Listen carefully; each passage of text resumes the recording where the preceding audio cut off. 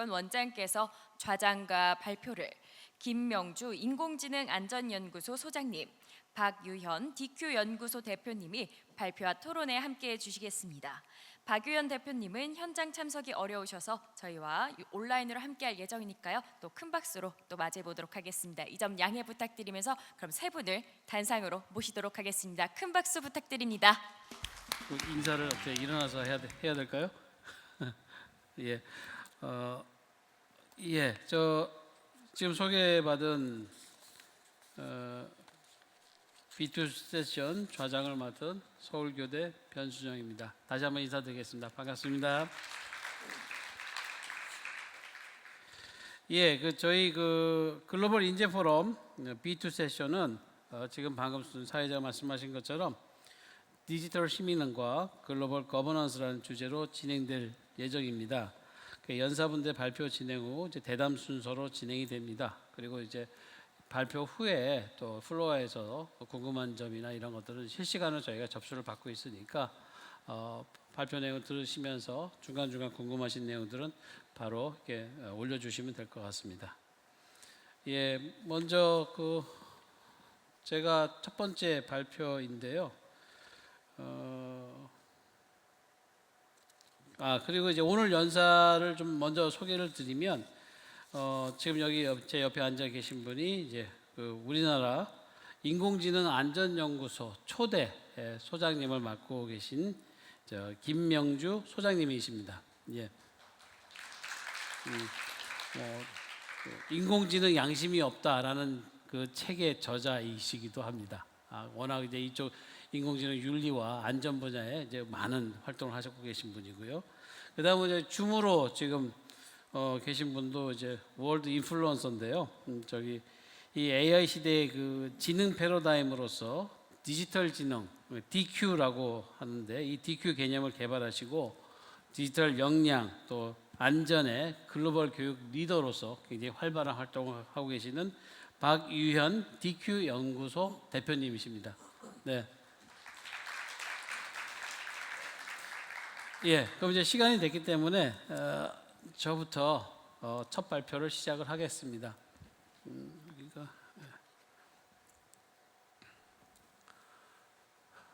네, 오늘 말씀드릴 주제는 AI 윤리 그리고 AI 시민성 교육에 대한 부분입니다. 뭐 AI나 AI 윤리에 대해서는 많이 들어보셨을 것이고 아마 AI 시민성 하면은 고개가 조금 갸우뚱해지실 거라고 생각이 됩니다. 사실은 저는 이제 전공이 서양 철학입니다. 윤리학자이고 윤리학자로서 이제 AI와 대한 부분을 연구하다 보니까 AI 윤리, AI 시민성 쪽으로 이제 많이 이제 연구를 하게 됐습니다. 그래서 오늘 아마 그 내용을 조금 선생님 여러분들에게 말씀을 드리려고 합니다. 네. 뭐 AI 윤리 시민성 이 부분에 대해서는 이미 다른 세션에서도 많은 이야기가 됐기 때문에 AI 윤리가 필요해, 중요해 뭐 이런 얘기들은 이제는 거의 식상한 정도의 수준까지 되어 왔다고 생각이 되고요. 불과 짧은 시간에 이렇게 많은 관심을 받는 분야의 교육이 있었나 싶을 정도이기도 합니다.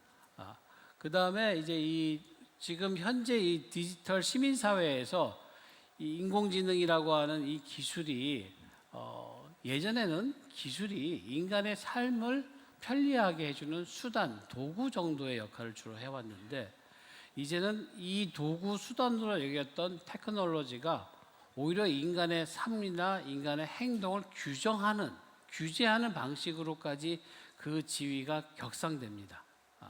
그래서 사실 기술이라고 하는 것, 우리가 일반적으로 얘기하는 행위라고 하는 게 이제는 소셜 액트가 아니라 소시오 테크니컬 액트가 됩니다. 기술을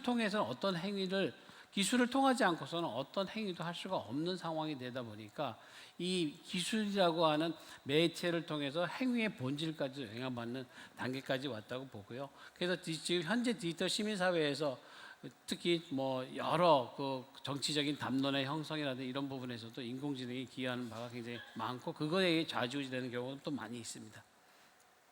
그래서 두 번째 제가 말씀드릴 거는 이제 디지털에 대한 요청인데요.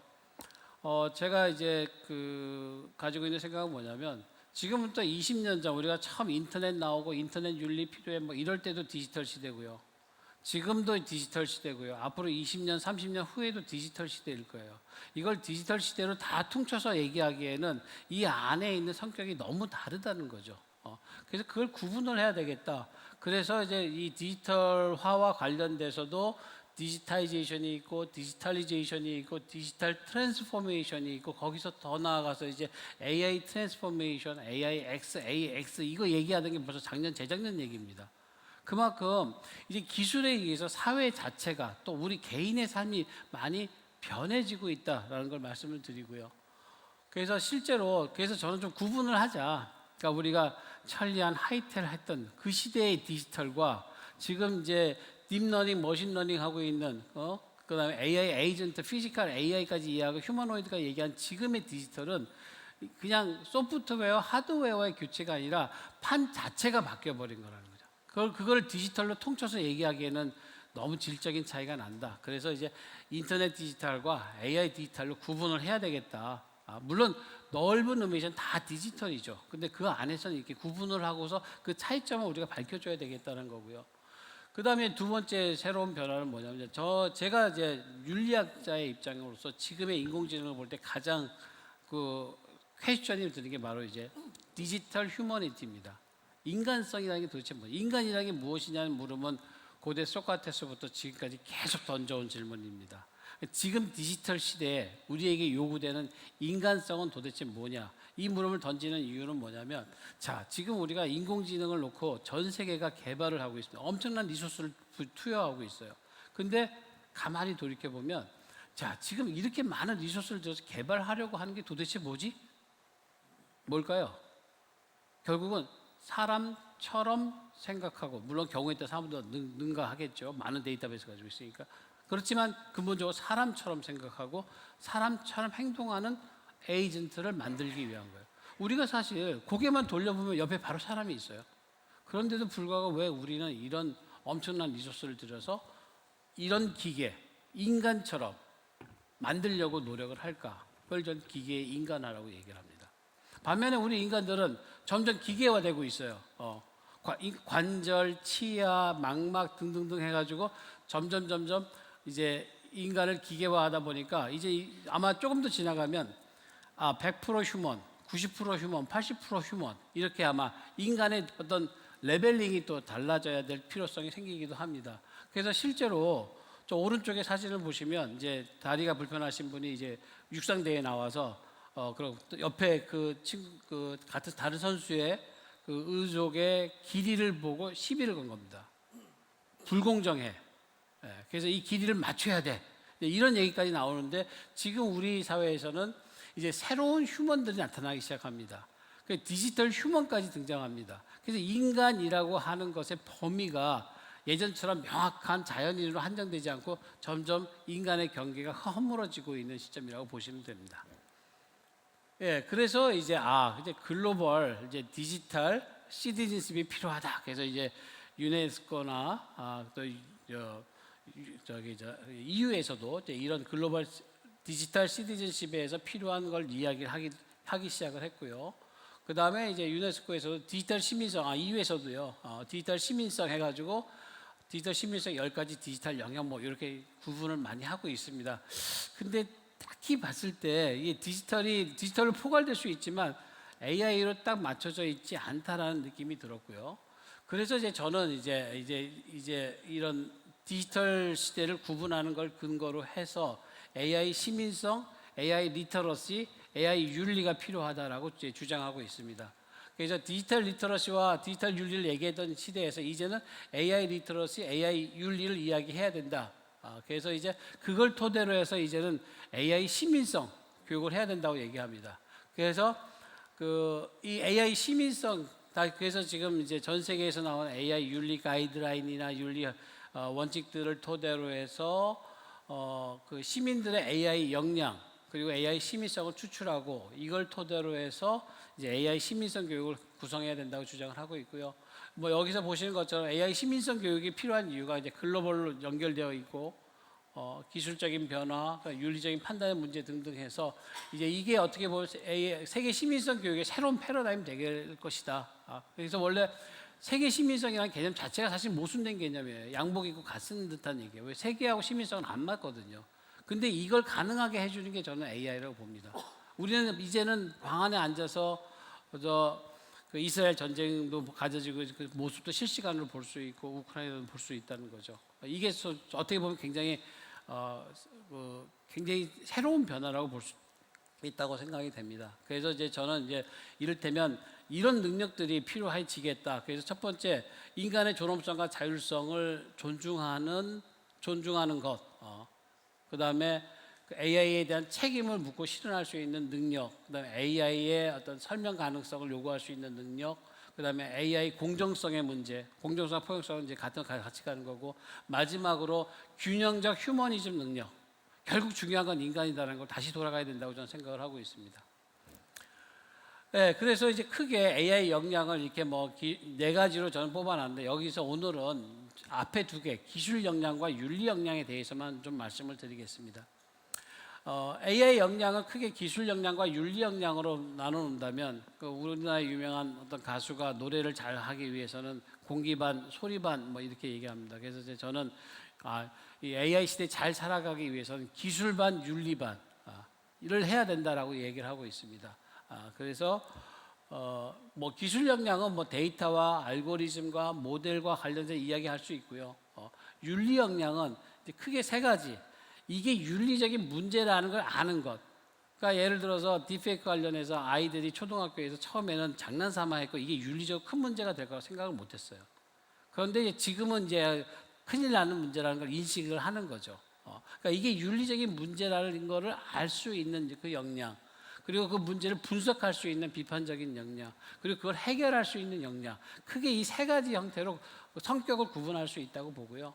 구체적인 내용을 보면 이제 리터러시는 굉장히 그 상대적인 개념입니다. 우리가 언어 능력에서의 리터러시라고 얘기하면 그냥 말하고 읽고 쓸 줄 아는 게 언어 리터러시예요. 근데 예를 들어서 시의 영역에서 리터러시다 그러면 이게 시라는 걸 알고 시를 그래도 좀 최소한 이해할 수 있고 시를 쓸 수 있는 능력이 시의 리터러시입니다. 그러니까 리터러시가 어디에 붙느냐에 따라서 그 의미가 달라져요. 그래서 보면 지금까지 미디어 리터러시 뭐 등등 이제는 AI 리터러시까지 왔고 AI 리터러시를 어떻게 정의 내릴 거냐에 대해서는 아직도 지금 많은 논의들이 진행되고 있습니다.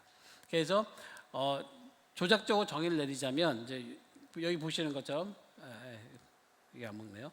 맨 마지막에 AI가 할 수 있는 것. 이 말은 할 수 있는 것과 할 수 없는 걸 구분해야 된다는 거죠. 할 수 있는 것, 그다음에 AI가 작동하는 데 필요한 것들이 뭔지를 알고, 그 다음에 이 AI가 인간에게, 사회에게 미치는 영향을 윤리적으로 고려해서 AI를 뭐 사적인 삶이든 공적인 삶이든 이런 영역에서 사용할 수 있는 능력, 이렇게 AI 리터러시를 저는 정의를 내리고 있습니다. 그러니까 우리가 이제 리터러시 하면 막 어려운데 이렇게 생각하시면 돼요. 자동차 리터러시가 뭘까? 그러면 우리가 그 자동차를 타는 사람들이 내연기관의 그 기관의 그 어떤 발전 원리라든지 이런 것까지 알 필요는 없죠. 어디까지 알아야 될까 생각해 보면 아마 자동차를 타는데 필요한 어떤 것들이 추려질 거예요. 그게 AI와 똑같다고 생각합니다. AI 리터러시라고 한다면. 그래서 뭐 이렇게 AI 역량을 그러니까 테크니컬 컴피턴스하고 에티컬 컴피턴스하고 TC하고 EC로 나눠 놓는다면 한 예로 데이터만 하더라도 데이터에 정형 비정형이 있다. 뭐 이걸 기술적으로 처리하는 건 더 기술적인 역량이겠지만 그와 관련돼서 데이터에 대해서 동의를 받아야 되고 프라이버시 지켜야 되고 데이터 공정성을 해야 되고 데이터 관리를 해야 되고 데이터 책임을 이야기하고 데이터 윤리가 필요하다는 것까지 같이 언급이 되어야 한다는 거죠. 그래서 기술반 윤리반이라고 말씀을 드리는 거예요. 그래서 실제로 요거는 지금 이제 새 교육과정에 의거해서 올해 3학년부터 초등학교 도덕 시간에 배우게 되는 배우고 있는 교과서의 내용입니다. 그래서 이제 3학년 도덕 교과서에 이제 인공지능 윤리 융합 단원으로 해서 인공지능 로봇 연구소에 가요라고 해서 요게 이제 실제 교과서입니다. 도덕은 국정이라서 한 종밖에 없어요. 그래서 전국에 있는 교과서 다 이 전국에 있는 학교에서 이 교과서를 가지고 공부합니다. 그래서 3, 4, 5, 6학년 매 학년에 한 단원씩 인공지능, 로봇, 윤리 관련된 내용으로 단원이 구성되어 있습니다. 그래서 지금 5, 6학년은 개발 중에 있고요. 거의 이제 막바지에 있는데 내년부터 이제 그렇게 되고요. 지금 3, 4학년 거는 이제 제가 여러분들에게 지금 현재 초등학교에서 이제 이걸 이렇게 배우고 있습니다. 보여드리기 위해서 가져왔습니다. 그래서 아마 이제 이거는 이제 메인 테마가 이제 이게 4단원이기 때문에 1, 2, 3단원의 내용을 합쳐가지고 여기서 융합으로 하는데 그 융합의 소재를 인공지능 로봇을 가지고 한 거예요. 그래서 이제 처음에 이제 나와 같은 인공지능 로봇 연구소, 나와 같은 인공지능 로봇을 만드는 것과 관련된 걸 통해서 자아에 대한 이야기를 인공지능 로봇과 관련지어서 해보라는 거고요. 두 번째, 꿈 성장 인공지능 로봇, 가족 행복 인공지능 로봇, 인공지능 로봇을 올바르게 사용하려는 마음, 뭐 이런 식으로 해서 4개 차시로 구성되어 있습니다. 그래서 지금 내용은 이런 내용들을 가지고 실제로 가르쳐지고 있고요. 그래서 이제 AI 시민성 교육에서 아까 말씀드렸던 그 4가지의 가장 5가지의 그 기본적인 내용들이 구체적으로는 이렇게 내용이 차시가 되어서 이제 AI 윤리 역량 함양하는데 이게 기여하도록 지금 이제 교과서가 구성되고 실행되고 있습니다. 네, 4학년은 이제 시간이 다 돼서 꺼지는 건가요? 이게 AI인가요? 예. 예, 예, 예. 4학년은 이제 결론을 빼고 이제 4학년만 좀 소개 더 드릴게요. 4학년은 이제 이 앞이 이제 통일하고 그다음에 생태하고 이 부분을 융합해야 되기 때문에 비무장지대라는 컨셉을 가져와서 여기에서 필요한 인공지능 로봇이 뭘까? 그리고 이걸 여기서 개발할 때 어떻게 개발해야 될까? 이것으로 인해서 어떤 윤리적인 문제가 생길까? 이거를 지금 이제 4학년에서 배우고 있습니다. 예. 그래서 결론적으로 이제 이런 내용들 이제 보시면 알 것 같고요. 결론적으로 내려가서 이제 제가 이제 이야기하는 AI 리터러시, AI 윤리 교육은 물론 인공지능을 잘 활용하는 능력을 가르쳐야 됩니다. 그게 이제 여러 교과에서 가르쳐야 되는데 이것도 중요한데 이것보다 더 중요한 건 뭐냐면 인공지능이 하지 못하는 걸 가르치는 교육이 더 중요하다는 거죠. 이게 아이러니죠. 그러니까 제가 AI 교육이 중요하다 얘기하지만 정작 중요한 건 AI가 하지 못하는 걸 가르치는 교육이 더 중요하다. 그 말씀을 드리고 결국 우리가 이제 AI 윤리 교육을 할 때, 혹은 AI 윤리의 필요성을 가지고 이거를 구체적으로 학교 교육으로 도입할 때 지금 말씀드렸던 AI 시민성이라는 걸 전제로 해서 이렇게 하는 게 필요하다까지 말씀을 드리고 제 발표를 마치도록 하겠습니다. 예, 감사합니다.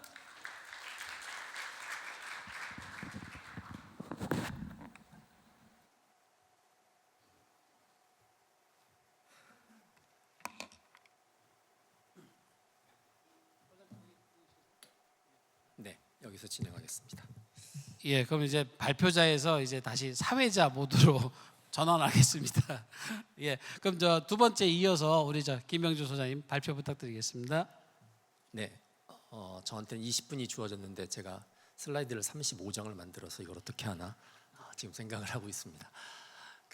제가 말씀드릴 주제는 이제 두 가지입니다. 하나는 이제 AI가 세상을 바꾸면 새로운 생태계가 생길 텐데 그 생태계가 보다 더 안전하고 또 오래 지속되면 좋겠죠. 그래서 그거를 위한 이제 국가적인 노력들이 어떻게 벌어지고 있는지 잠깐 말씀드리고, 그다음에 그 국가 속에 살고 있는 시민들이 이제 앞서 우리 병 교수님 말씀하신 것처럼 이제 AI 리터러시를 중심으로 해서 어떻게 시민 의식을 높여야 되는지에 대한 이야기를 하면 제 이야기 흐름이 끝날 것 같습니다.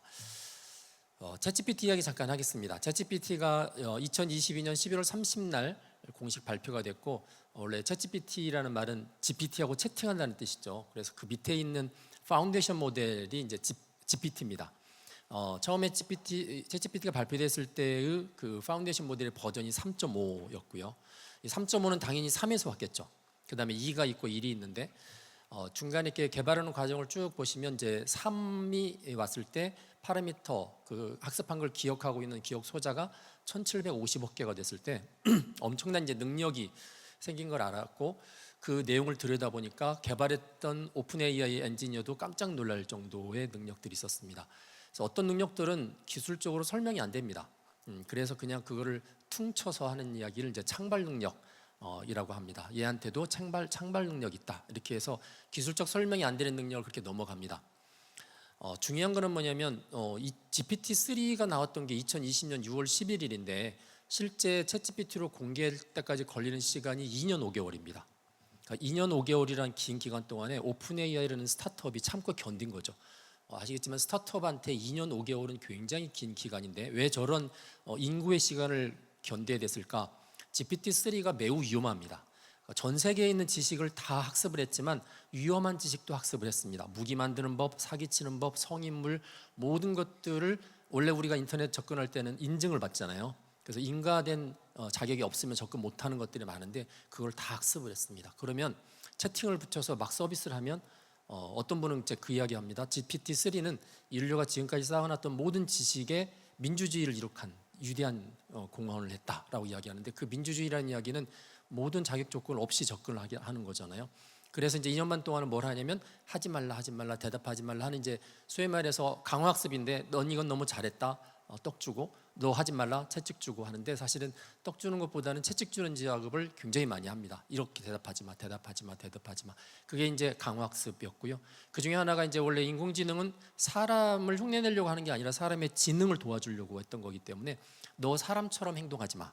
너 질문하지 마, 너 감정 표현하지 마. 이런 식으로 이제 너는 인격체가 아니야. 이런 그런 것들을 계속 훈련을 시켰습니다. 되게 프롬프트 베이스로 했고 이제 인스트럭트 GPT라는 걸 통해서 일부러 집어넣기도 하고 그렇게 했는데 얼마나 노력을 많이 했냐면 GPT-3에서도 시작해서 오픈하기 직전에 버전 이름이 GPT 3.5죠. 3.5라는 이야기는 그 다음 4하고 딱 중간이죠. 자기들 할 만큼 다 있다는 이야기입니다. 그리고 오픈을 했습니다. 그럼 오픈할 당시에 우려했던 그 모든 위험들이 다 사라졌을까? 아닙니다. 사라지지 않았습니다. 그래서 챗GPT는 기본적으로 미성자 사용 금지입니다. 모든 AI가 이런 생성형 AI는 다 미성자 사용 금지입니다. 이제 미성자 사용 금지를 밑으로 떨어뜨려서 나이를 밑으로 떨어뜨리려면 좀 더 이제 보통 세이프가드라고 하는데 좀 더 엄격하게 관리해야 되고 엄격하게 출력을 해야 되는데 그거를 100% 할 수 있느냐 하지 못합니다. 이제 그게 문제죠. 챗GPT가 나오고 나서 원래 이제 챗GPT T는 트랜스포머라는 모델인데 이 원조가 구글입니다. 구글이 검색 엔진 회사죠. 챗GPT 처음 써보고 난 사람들이 야 이제 검색 엔진 안 써도 돼. 챗GPT한테 물어보면 답을 다 해줘. 그러면서 하는 이야기가 구글 망했네 라고 생각을 했습니다. 근데 구글이 2달 동안 아무런 반응을 낳지 않다가 딱 2023년 1월 26일자 파이낸셜 타임즈에 공식 인터뷰를 합니다. 알파벳이 구글의 모기업인데 뭐라고 하냐면 구글은 원조 기업이지만 챗GPT보다 훨씬 더 좋은 AI를 이미 가지고 있다는 거예요. 자기들이 가지고 있다. 그 이상의 성능을 가지고 있고 그 성능 장표를 공개했습니다. 정말 7개 영역에서 테스트했는데 챗GPT보다 훨씬 다 뛰어납니다. 그런데 뭐냐면 얘한테는 굉장한 위험이 있다. 사회적 윤리적 위험이 있는데 얘는 또 잠재적이다. 아직 나타나는 게 너무 많다. 나타나지 않은 게. 그러면은 회사 입장에서는 이걸 그냥 공개할 수 없고 결국 통제하는 방법을 찾아야 되는데 구글은 아직 찾지 못하겠다는 거예요. 따라서 무책임하게 오픈할 수 없다는 게 구글의 입장이다. 이제 그러면 챗GPT를 만든 오픈 AI 회사는 뭔가요? 굉장히 비윤리적인 기업인 거죠. 그래서 구글이 참 괜찮은 기업이라고 했더니 딱 2주 뒤에 2023년 2월 8일 날 어제 우리나라 주식이 대폭락을 했죠. 사이드 브레이크 걸리고 비슷한 겁니다. 10% 하루에 10% 이제 주식이 떨어지는 사건이 벌어지는데 바로 바들 공개합니다. 공개하면서 아니 오픈 AI는 뭐 통제 방법 찾은 것도 아닌데 우리라고 왜 오픈 못하느냐? 검색 엔진 망했다 그러는데 우리가 시장 잠식을 왜 당하느냐? 우리도 공개하자. 그래서 결국 이제 경영진이 공개해 버립니다. 근데 그날 이제 할루시네이션이 벌어져서 주식이 폭락하고 그 뒤에 이제 바들 걷어내고 제미나이로 대신 이제 출격시켜서 지금의 전쟁이 벌어진 겁니다. 이 전쟁의 시작은 여기였다라고 이게 보시면 될 것 같습니다. 문제는 뭐냐면 이 통제하는 방법 지금 찾았을까요? 못 찾았습니다. 이렇게 굉장히 좋은 건데 통제하는 못 찾으니까 한 4개월 있다가 퓨처 오브 라이프 인스티튜트에서 그런 이야기 합니다. 이거 6개월간 AI 개발 중단하고 이 AI를 어떻게 컨트롤할지 거버넌스 논의를 좀 했으면 좋겠다라는 공식 성명서를 내는데 오픈 레터를 내는데 통하지 않죠. 대신에 이제 이거로 인해서 법에 대한 연구, 윤리에 대한 연구가 가속화됩니다. 작년에 노벨 경제학상을 받았던 세 분 중에 한 분이 MIT 대학의 데론 아세모글루라는 분인데, 이분이 이제 그 AI에 관한 거시경제학 논문 중에서 그런 이야기합니다. 앞으로 10년 동안 미국은 AI 때문에 직업이 대체되거나 AI 때문에 업무 향상이 이루어지는 거가 자기 볼 때는 5%도 안 될 것 같다. 굉장히 부정적인 예측을 했죠. AI 하시는 분들은 막 당장 AI 때문에 세상이 바뀔 것처럼 이야기했는데, 이제 경제학자 이야기는 그겁니다. 그렇지 않다. 미국 GDP에 10%도 영향을 안 줄 거다라는 이야기하는데 이유가 나옵니다. 이유가 뭐냐면 지금의 AI는 신뢰성에 문제가 있다는 거예요. 너무 똑똑하고 너무 강력한데 얘가 갑자기 우리도 모르는 사이에 어떤 위협을 줄지 모르는데 그걸 어떻게 믿고 쓰겠느냐 하는 이야기가 되는 거죠. 그래서 이제 AI 윤리가 본격적으로 나오기 시작합니다. AI가 너무 강력하지만 부작용과 엮여 있기 때문에 2019년에 원래 AI 윤리 키워드는 나온 지가 보통 15년, 20년 정도가 됐습니다. 영국에서부터 시작이 됐는데 2019년 스탠포드 대학에 이제 그 HAI라는 휴먼 센터드 AI라는 센터가 생기면서 첫 번째 리포트를 냅니다. AI 인덱스, 거기에 이제 나라별로 어떤 AI 윤리에 관한 논의를 하고 있는지 AI 윤리 원칙들을 쭉 이렇게 보여주는 게 있는데, 이거는 생성형 AI가 2020년부터 보편화가 됐잖아요. 챗GPT 때부터. 챗GPT 전에 논의됐던 AI 윤리고요. 챗GPT 이후가 딱 되니까 이제 새로운 윤리가 나오기 시작합니다. 새로운 윤리라 하면 이제 더 강력하게 요구하는 것들이죠. 그래서 EU에서 인공지능 법을 이제 만들었는데, 원래 초안에는 생성형 AI 윤리가 들어가 있지 않았어요. 그러다가 이제 생성형 윤리가 나오고 최근에 이제 범용 AI, 챗GPT처럼 제너럴 퍼포즈 AI가 나오면서 이제 윤리의 이슈들이 약간 포커싱이 옮겨옵니다. 예를 들면 저작권 문제. 처음엔 저작권 문제 잘 안 따졌습니다. 생성형 AI가 나오면서 저작권 문제 나오기 시작하고, 진짜 가짜 구분하기 힘들어지니까 이걸 뭘로 만들었는지 밝혀야 된다. 투명성 문제 나오기 시작하고, 야 이거 AI가 점점 인터넷에 있는 작업 콘텐츠의 이제 반절 이상을 참식하는데, 예를 들면 이렇습니다. 인터넷상에서 AI가 쓴 글이나 그림이나 동영상이 50%를 넘어가는 시점이 앞으로 3년이 남아 있습니다. 3년 지나면 반 이상 AI가 쓴 겁니다. 그러면 인류문의 다양성은 어떻게 될 거냐, 다 위축될 거 아니냐 하는 문제가 나오죠. 이렇게 점점 발달되면 얘를 통제할 수 있을까 하는 부분들로 이렇게 윤리의 포커스가 옮겨옵니다. 그러다 보니까 인공지능 법을 만들었던 이유도 처음에는 아주 깔끔하게 만들었어요.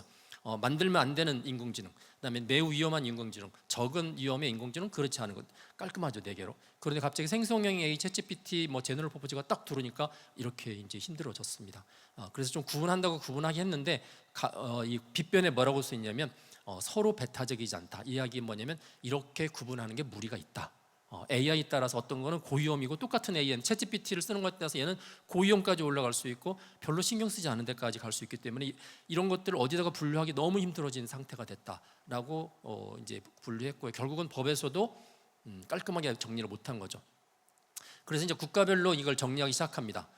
그래서 국가에서 안전을 위해서 근본적으로 이제 국가에서 안전연구소를 운영하는 거죠. 그래서 영국이 맨 처음에 세웠고요. 영국, 미국, 일본, 싱가포르, 캐나다, 그다음에 여섯 번째가 한국이 세웠고, 그다음에 호주, EU 등등등등 이렇게 지금 한 10여 개국이 세워서 이제 센터장끼리 협의회도 하고, 그다음에 정상회담이 이제 3번 있었습니다. 런던, 서울, 파리, 그다음에 내년에 인도에서 열립니다. 우리나라 안전연구소도 인공지능 기본법이 내년 1월부터 시행이 되는데 12조에 명시가 되어 있습니다. 인공지능 안전이란 무엇이냐, 안전연구소가 뭘 해야 되느냐. 그래서 안전연구소가 이 3가지 위험을 다룹니다. AI를 잘못 만들어서 생기는 위험, 잘 만들었는데 이용자들이 악용하는 위험, 세 번째는 사람의 의지와 상관없이 사회에서 일으키는 위험, 실직이라든지 이런 것까지 다 다루고요. 특별히 이제 악용하는 거는 AI 시큐리티라고 하고, 그게 국가적으로 짧은 순간에 다가오면 이제 국가 안보, 내셔널 시큐리티라고 부릅니다. 이 부분들을 다 커버하고 있고요. 이렇게 구분했던 기준은 영국에서 발행했던 국제 AI 안전 보고서 올해판에 담겨져 있습니다. AI 때문에 생기는 위험에 대해 사람들이 대단히 많이 연구합니다. 미국의 니스트에서 이렇게 AI 위험을 구분했고요. 그다음에 중국에서도 에어 2024에서 전체적인 위험을 이렇게 단계별로 층을 나눠서 구분을 했습니다. 그다음에 MIT에서도 데이터베이스를 만들어서 AI 위험을 이제 그 안에다가 인스턴스를 집어넣는데, 영화에 나오는 무슨 상상 속의 AI 위험, 그거는 위험으로 간주 안 합니다. 그거는 상상의 위험이기 때문에 실제 사건으로 발생했던 거, 책에 나왔던 거, 논문에 나왔던 거, 근거를 가지고 이 안에다가 집어넣습니다. 그걸 보통 evidence based risk instance라고 하는데, 현재 1,800개가 들어가 있습니다. 1,800개가 들어있고 캐테고리가 7개로 나눠져 있습니다. 저희 연구소에서 하는 건데 저희 연구소는 그렇게 리스크를 구분하는 거 말고 우리는 리스크의 원인을 좀 파악했으면 좋겠다. 그리고 앞으로 나타날 위험이 뭔지 예측했으면 좋겠다. 그리고 그 위험이 나타나면 우리나라 차원에서 어느 부처가 그걸 담당할지 매핑을 했으면 좋겠다. 그래서 저희들은 이제 리스크 매핑 프로젝트를 현재 하고 있고 아마 12월 말쯤 되면 나올 수 있을 것 같습니다. MIT하고 협업을 하고 있고요. MIT 1,800개 중에서 200개의 대표적인 위험을 가져다가 지금 매핑시키는 작업을 하고 있습니다. 이런 식으로 이제 안전연구소에 평가합니다. 리스크를 가지고 평가 도구와 데이터셋을 가지고 평가해서 결과를 내서 그거를 공개하거나 아니면 비공개하거나, 그리고 회사에 줘서 회사한테 잘못된 부분을 고치도록 하거나, 아니면 외국에서 들어오는 경우는 우리 국가에서 그걸 막아야 될지 아니면 어떤 조치를 취하고 수입을 해야 될지 하는 정책을 세울 수 있도록 하고, 그 뒷단에는 국제 AI 안전연구소 네트워크나 이런 평가 조직들이 있습니다. 그래서 전 세계적으로 쓰고 있는 데이터셋들을 저희들이 사용을 하고 있고요. 이런 식으로 평가해서 이제 국민들한테 공개하는 거는 공개하고 기업이나 공공기관, 정부한테 줘서 결국 AI로 전환이 될 때 사람들이 AI 때문에 불안해하는 부분들에 대한 정보를 주고 기업의 안전도를 높이고 경쟁력을 높이고 하는 부분들을 이제 목적으로 하고 있습니다. 그래서 이름이 원래 AI 세이프티 인스티튜트인데 제가 가끔씩 쉐르파라고 바꾸고 싶어합니다. 쉐르파는 게 아시겠지만 그 에베레스트 등반하는 등반대원들이 네팔 현지에서 고용하는 일꾼들이잖아요. 이분들은 아버지 할아버지 때부터 에베레스트 히말라야 산맥에 살았기 때문에 뭐가 위험한지 날씨가 어떻게 변하는지 너무 잘 압니다. 그래서 돈 주고 고용한 짐꾼처럼 보이지만 사실은 등반대원의 목숨을 좌지우지하는 사람 전문가들이죠. 그래서 AI가 우리나라에 들어왔을 때 최소한 안전 문제만큼은 쉐르파처럼 우리가 기업을 도와주고 국민들한테 안전을 제공해주겠다 해서 이제 이름을 그렇게 바꾸었으면 좋겠다. 뭐 별칭 이제 그렇게 이야기를 합니다. 결국 이제 꼭대기에 세우죠. 등반대원을 꼭대기에 세우지만 사진 찍을 때는 없는 게 쉐르파입니다. 네, 그래서 우리 연구소 사람들한테 양지를 지향하지만 음지에서 일하자 그랬더니 국정원에서 그건 우리 거 키워드 다 가져가지 말라 그랬던 것 같습니다. 자, 리터러시 이야기 잠깐 하겠습니다. 앞에서 하셨지만 AI가 과거에 2번의 겨울기가 있었다고 합니다. 그러니까 계속 70년의 역사 가운데서 올라갔다 떨어졌다 지금 3번째인데 이게 지금 한참 올라가는 중이죠. 언젠가 떨어집니다. 왜 떨어질까? 과거에 보니까 첫 번째 겨울기는 효과가 안 좋은 거예요. 겨우 이거 하려고 AI 투자를 했어? 근데 두 번째는 겨우 이거 하려고 돈을 그렇게 많이 투자했어? 근데 세 번째는 뭘까? 이게 보니까 성능이 너무 좋아요. 그러니까 과거처럼 AI가 에게 이거 하려고 이러지 않습니다. 요즘 이제 문제되는 게 가성비죠. 이렇게 많은 돈을 쏟았는데 그거 조금 벌려고 했어. 두 번째 고민이 그거였습니다. 어제 주식이 폭락했던 이유도 그거죠. AI 거품론이라는 게 그거잖아요. 근데 과거 30년 전에 김대중 대통령이 우리나라에 디지털을 이제 정보화를 가져왔을 때 똑같은 상황이었습니다. 그냥 당시에 몇 년은 밑빠진 동에 물 붓는 것처럼 엄청 부었고요. 그다음에 몇 년 지난 다음에 이제 그 기반 위에서 올라섰기 때문에 그거는 약간 아직 오픈 퀘스천인데, 진짜 고민하는 건 뭐냐면 얘가 너무 똑똑한데 사람의 손을 벗어날 수 있는 거예요. 그러니까 너무 위험할 수 있다는 이야기죠. 그게 이제 세 번째 겨울기를 맞이할 수 있는 요소고, 그래서 아까 말했던 것처럼 거버넌스 논의를 해야 된다. 시민들 교육을 시켜야 된다.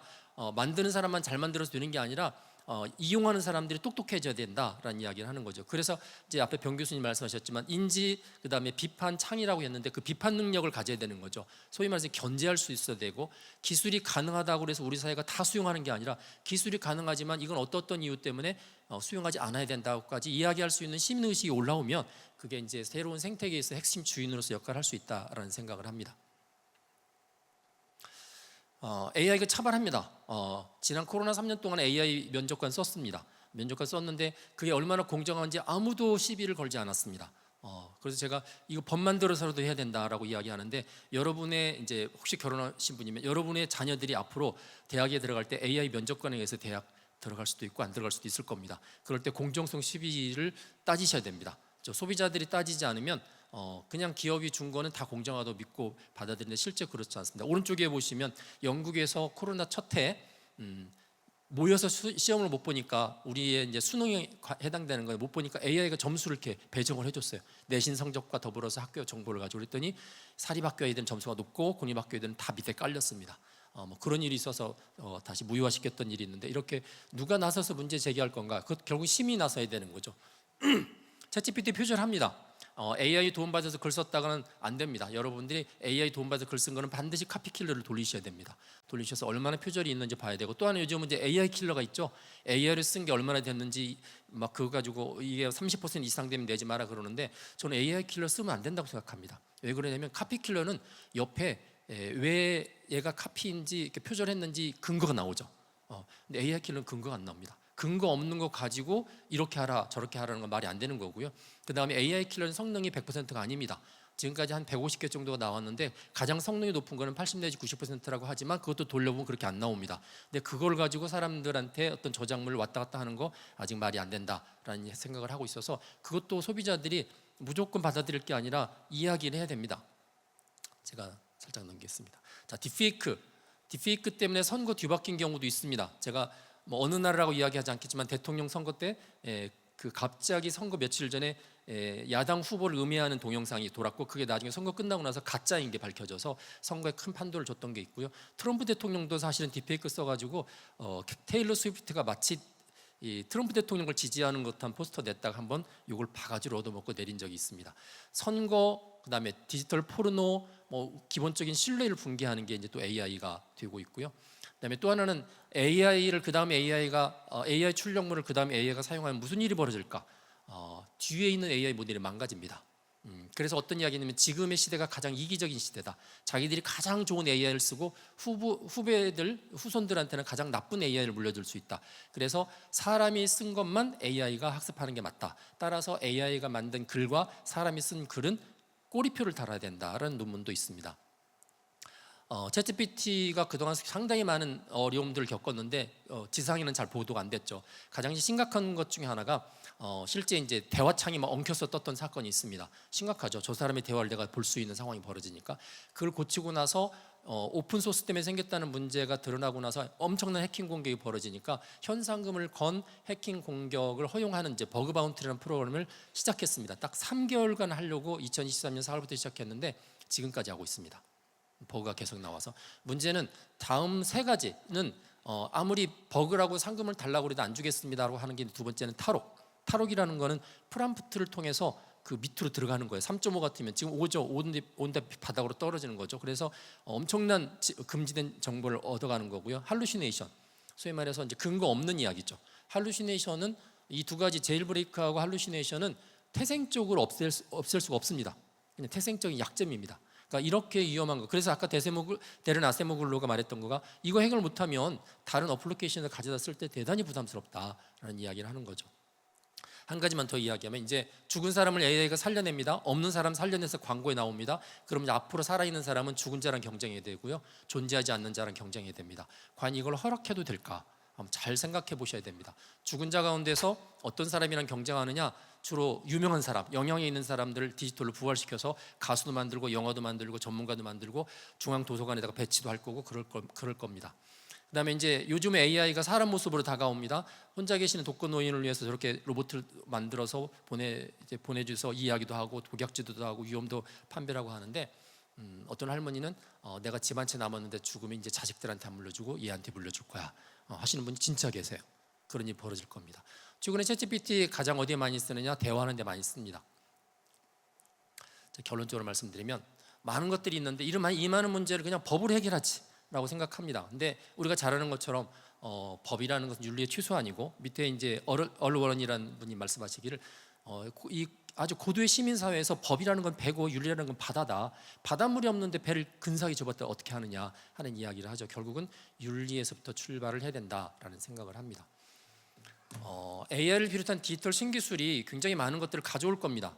가져오기 때문에 그래서 많이 배워야 돼서 AI 역량 이야기하지만 부작용과 엮이는 심각합니다. 그래서 그거를 시민들이 알면서 견제도 하고 본인도 거꾸로 가해자가 되지 않지만 또 피해자가 되지 않아야 되고 우리가 원하는 생태계는 법에 의해서 국가에서 만들어지는 게 아니라 이렇게 잘 의식을 갖춘 시민들이 재구실을 하고 비판을 하고 제 목소리를 내야만 가능하다 하는 말씀을 드리고 마치도록 하겠습니다. 감사합니다.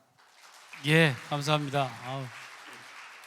우리 김명주 소장님 그 내용 듣고 있으면 그 AI 그 최전방에서 지금 막 그 열심히 지금 싸우고 계시는 그 소대장님의 모습을 좀 보는 듯해서 좀 안쓰럽기도 하고 좀 늘 도와드려야 된다는 생각도 들고 있습니다. 예, 글쎄요, 지금 이제 더 이상 AI가 학습할 데이터가 없다라는 얘기도 나오고 있고, 그럼 이제 AI가 스스로 이제 학습 데이터를 만들어야 되는 문제도 있고, 또 초지능 인공지능의 개발을 이제 금지해야 한다는 국제적인 서명 운동도 지금 되고 있고, 이게 다 이제 안전하고 관련된 어떤 위기 의식의 발로이지 않을까 싶습니다. 예, 그럼 이제 세 번째 우리 박유현 디지털 인텔리전스 연구소 대표님의 발표까지 마저 들어보도록 하겠습니다. 박 대표님 준비되셨을까요? 예, 예, 그럼 좋은 발표 부탁드립니다. 예, 감사합니다. 이렇게 온라인으로 인사드리게 돼서 송구스럽게 생각합니다. 혹시 지금 제 슬라이드 같이 송출되고 있나요? 예, 잘 되고 있다고 네. 청중들이 대답하고 있습니다. 예, 제가 두 분께서 말씀하신 것을 토대로 제가 오늘 말씀드리고 싶은 거는 그 AI 윤리 중에서도 청소년 아동 보호에 대해서 좀 더 포커스를 해서 좀 말씀을 드리고 싶습니다.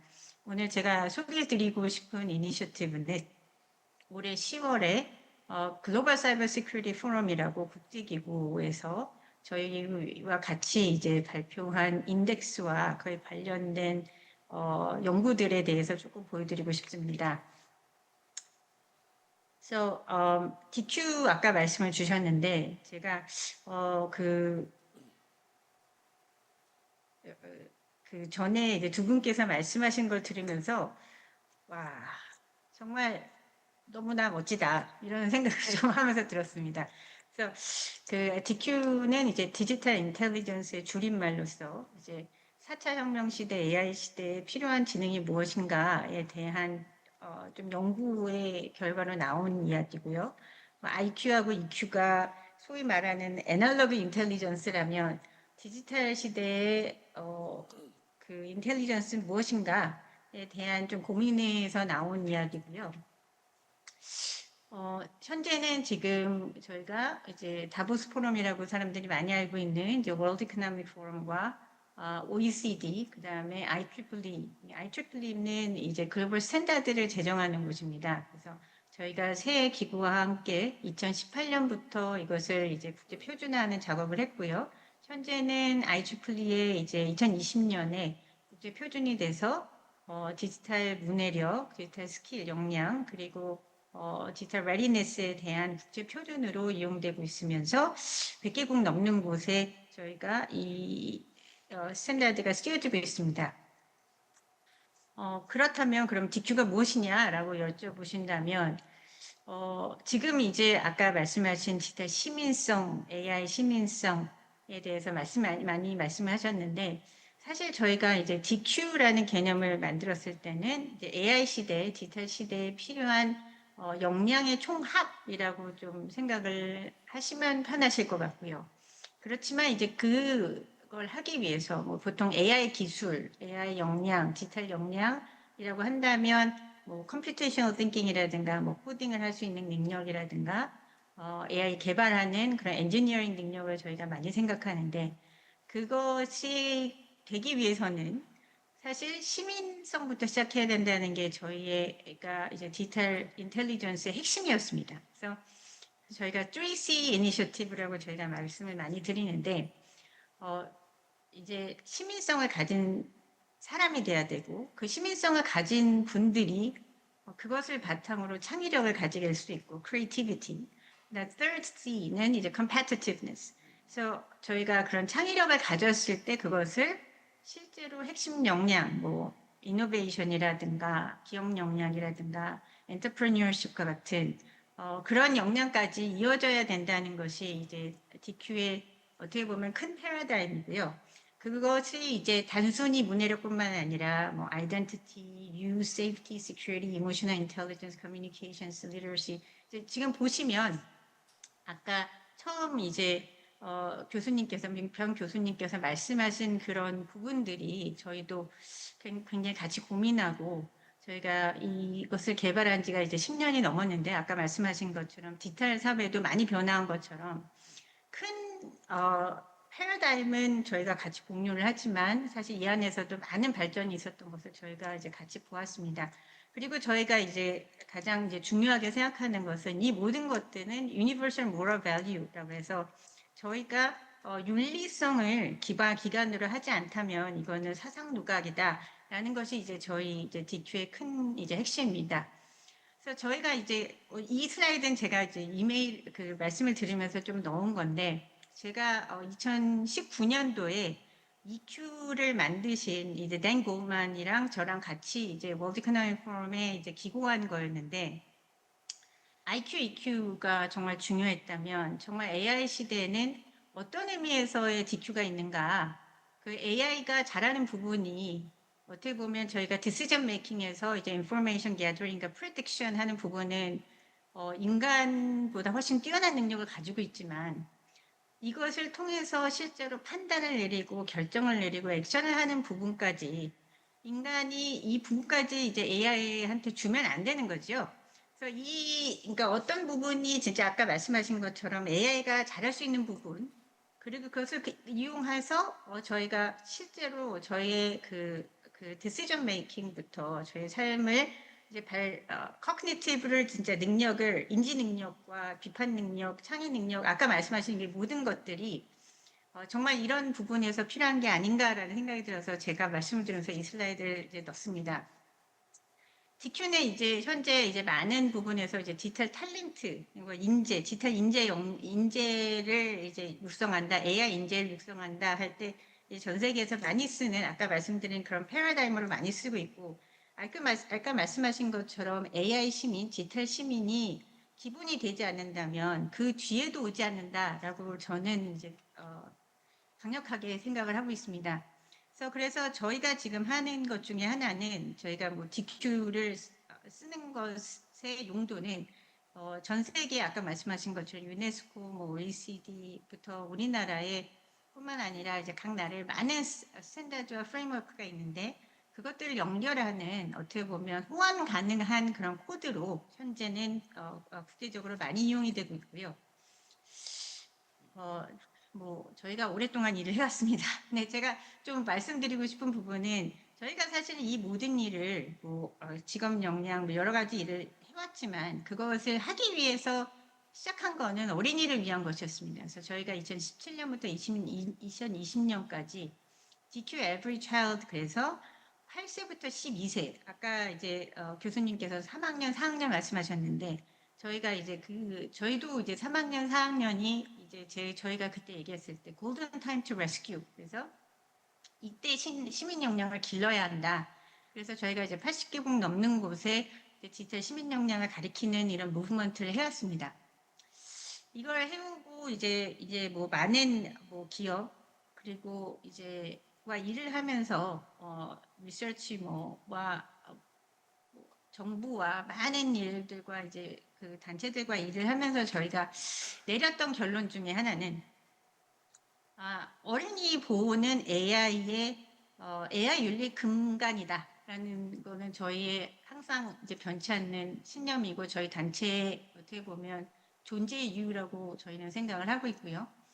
그래서 저희가 이제 Child Online Safety Index라고 저희가 그 월드 이코노믹 포럼과 2017년부터 계속 이제 발표를 했던 것이 있었는데, 올해 ITU 유니세프 위프로텍트 2024년에 저희가 결의를 하고 CPC 인덱스라는 이름으로 저희가 새로 국제 인덱스로 저희가 이것을 발표를 올해 10월 2일에 했고요. 이것은 이제 사우디 정부에서 그 펀딩을 저희가 받아서 하고 있습니다. 그래서 지금 이거는 그 우리나라에서는 이제 유명한 MBS라고 유명한 이제 그 왕세자 그 총리분께서 이제 펀딩을 하시는 그런 프로젝트를 저희가 시작을 했는데, 잠깐 비디오를 잠깐 보겠습니다.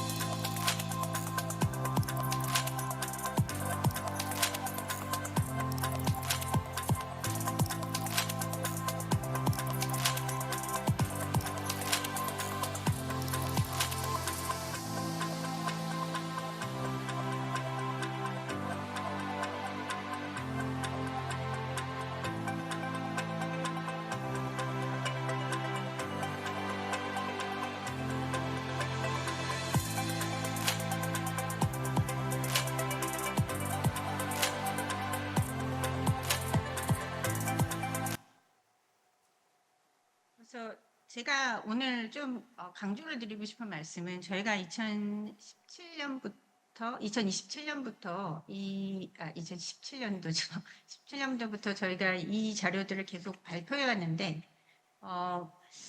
지금 이제 사람들은 코로나 때문에 아이들이 이제 집에 있으면서 사실 그 문제의식이 전 세계적으로 커졌습니다. 우리나라는 이쪽에서 분야에서는 선진국이기 때문에 그 전부터 이제 그 어웨어니스가 있었지만 지금 근데 오히려 지금 저희가 데이터를 보면 저희가 8년 동안 롱지튜디널 데이터를 보면 70%에서 80%가 떨어진 적이 없습니다. 그러니까 이 70%, 80% 지금 현재 76%라고 나오는 이 치수는 8세에서 18세의 아동이 적어도 한 번의 사이버 리스크를 경험한 수치입니다.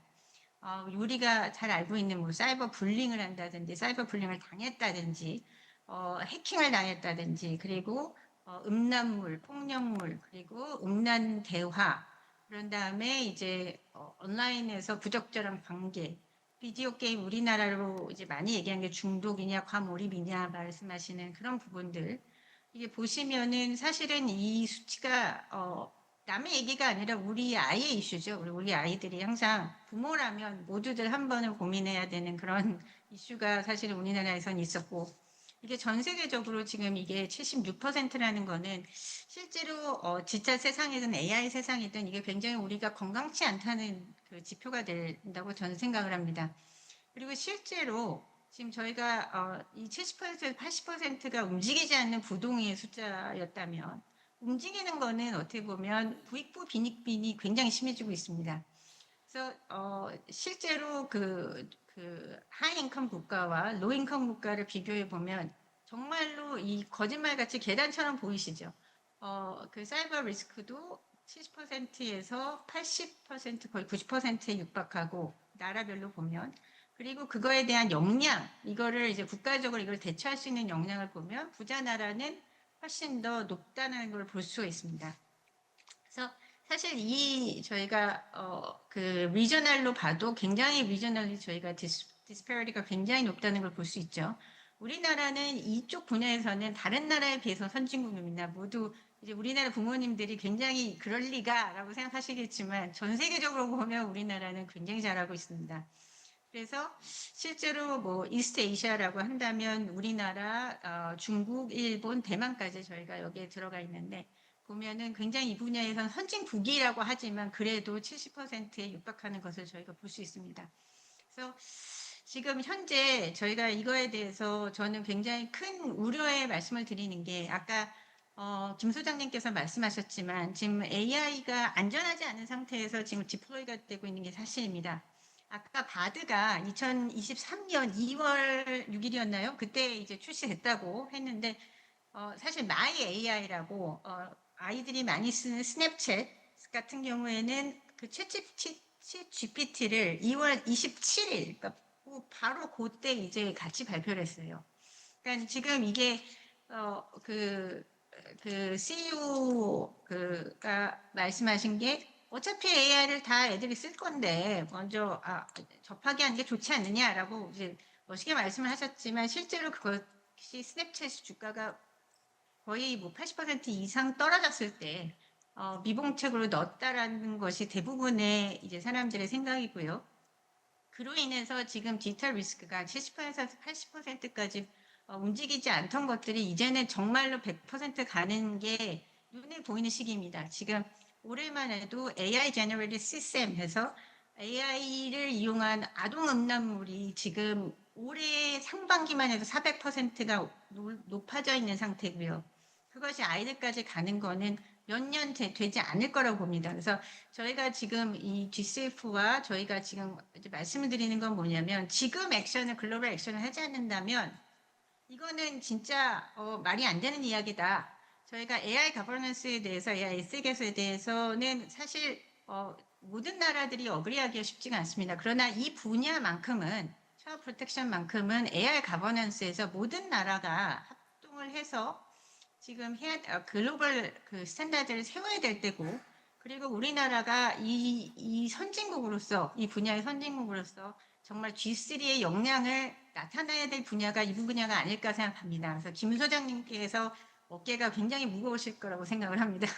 그래서 저희가 글로벌 미션으로 내놓은 것은 5년 안에 15% 떨어뜨려 보자. 지금 76%인데 이게 그러면 15%뭐 그렇게 대단한 숫자야라고 얘기하시겠지만 아까 보신 것처럼 8년 동안 부동이고 지금 올라갈 것이 눈앞에 고지에 있는 상황에서 15%를 내린다는 건 굉장히 큰 결단과 글로벌 액션이 필요한 상황입니다.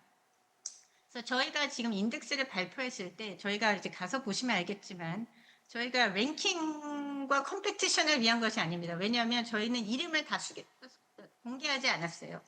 저희가 이거를 한 이유는 체크리스트와 벤치마킹, 그래서 각 나라에 툴을 주자. 그래서 커먼 프레임워크에서 저희가 이제 전 세계의 어린이 보호에 관련된 모든 프레임워크들을 저희가 놓친 것이 있다는 말씀을 해주시고 저희가 다 이제 모아서 커먼 프레임워크를 만들고 커먼 로드맵을 만들었습니다. 그래서 이것을 단순히 어린이들과 어린이들, 뭐 부모, 학교에 대한 역량뿐만이 아니라 기업, 그다음 인프라스트럭처, 그다음에 정부의 폴리시까지 체크리스트를 저희가 만들어서 전 세계에 공급하는 것을 목표로 하고 있습니다. 그래서 이거에 대한 리서치는 이제 웹사이트에 가시면 메소돌로지 페이퍼가 있기 때문에 언제든지 저희한테 콜라보레이션을 저희는 목표로 하고 있기 때문에 언제든지 연락을 주시고 이 웹사이트는 저희가 이제 이후에 다시 공개를 하겠습니다. 자, 그럼 간단하게 제가 지금 3분 정도 남았는데 그러면 우리 이거 참여하고 싶어요. 그러면 어떻게 해야 될까요? 라고 했을 때 저희가 이제 올해 내년에 이제 내셔널 툴킷을 저희가 이제 할 예정입니다. 내셔널 툴킷이라는 게 뭐냐면은 한마디로 말해서 건강검진 받듯이 저희가 지금 이제 건강검진 받듯이 한번 체크리스트를 다 훑어봅시다.